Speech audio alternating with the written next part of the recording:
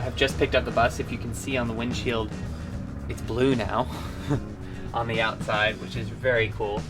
We're gonna drive it back to Bethesda, and we're gonna have a pretty grueling couple of hours. By couple, I mean several hours this evening, getting it all prepped and ripped out to put in the bunk beds. We've done a lot of custom work in the bus. I feel like I'm on an episode of HGTV with all like the DIY stuff we've been doing, and it feels really good to put a lot of this effort into something that we're actually going to be using for a whole year. We're getting ready for everybody to come and wish us a send-off. Bus is awesome, and we're going to be leaving around 3:30, hopefully. We're getting ready for the live event. We're about 10 minutes away. But I just don't Excited. have answers to these questions anymore. I'm enjoying my Bus 52 cookie.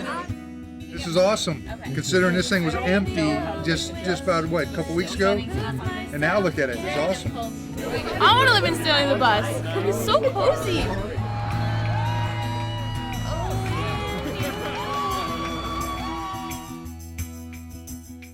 So we have successfully arrived at our first place, this campground in Huntington, Virginia.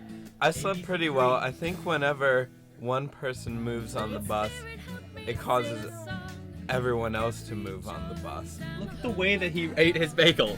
He's just eating it around. Stop whatever you're doing and finish this. I'm really excited about the snow. I hope it keeps snowing. I hope we can have a snowball fight. Where is the turkey? This is such like a small bus, but yet I can't. The turkey? Wouldn't it be in the fridge? I know, but I took it out. Oh, there it is. Why is it there?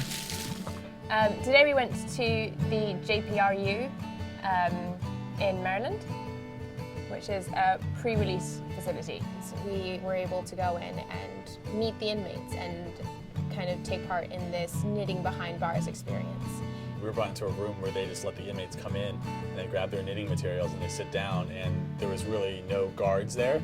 We were all kind of waiting to see, you know, what would happen, what would they talk to us about, how would they be comfortable speaking with us? I guess one of them saw my pig tattoo across the way, and they were asking me, oh, you have tattoos, let's see them. So showing them my tattoos, they showed me some of their tattoos. So it was a really cool experience to share artwork with them.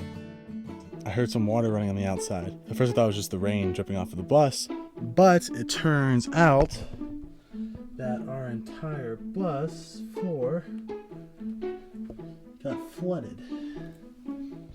One of the joints that water splits from in our bus had basically come loose. It was an experience. We now know how to fix the pipes. In fact, Stephen and Gelb have fitted new pipes in, so they shouldn't be bursting anytime soon, we hope. If they've done their job properly, we hope. Go! Our next neighbor at the campground said that they have a bunch of the people at the campground own a bunch of chickens and roosters and stuff, and that this particular one's mean. I guess he's smaller than the rest of them, so he's got to fight for his food or something like that. 3 guys with notes were amazing. When we walked into Leo Bowden's house and into his office, and we could see all the flutes around, it was really, really impressive. And then he played them for us, and that was just, he really, really gets to your soul with the music. That was just so inspiring for me, and getting to talk with Lou Bowden about his music was just so great for me as we're starting this trip to help ground me with the music that I'm going to be doing for the rest of my time on the bus. I loved driving through the Blue Ridge Mountains. They were absolutely breathtaking. It was a lot of fun, lots of interesting views, and it was a very different part of the country than I'm used to. I haven't ridden in the bus a lot, so it's been kind of scary going around those steep curves and winding back and forth, kind of feeling like the bus is going to go over the edge. It's a little terrifying sitting on the back of the bus and feeling like you're about to sort of tip off a cliff. But over the week I've gained a lot of confidence in Robert driving, and I've become much more comfortable on the bus. I was even daring enough to kind of reach out the window and film a little bit at one point in time and capture some of those awesome scenic views. Sometimes when we're going uphill, Robert will be doing his rocking thing, trying to get Stanley to all the way up the hill, and I'll kind of mentally be going, Stanley, Stanley. I really enjoy driving the bus. It calms me down.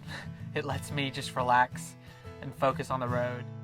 I think it's been a great week and a great first week. Sometimes we will slide down the bed and our feet will meet, and we will mutually acknowledge this with the foot equivalent of a high five. Essentially. And it's kind of funny because sometimes we usually have a lot of stuff in the corner at night, like backpacks and stuff, but somehow our feet still find a way. It's like a maze, but fate, is it? we make it through. But I'm cool with it because it's just like, okay, Chris is there, I'm here. High five.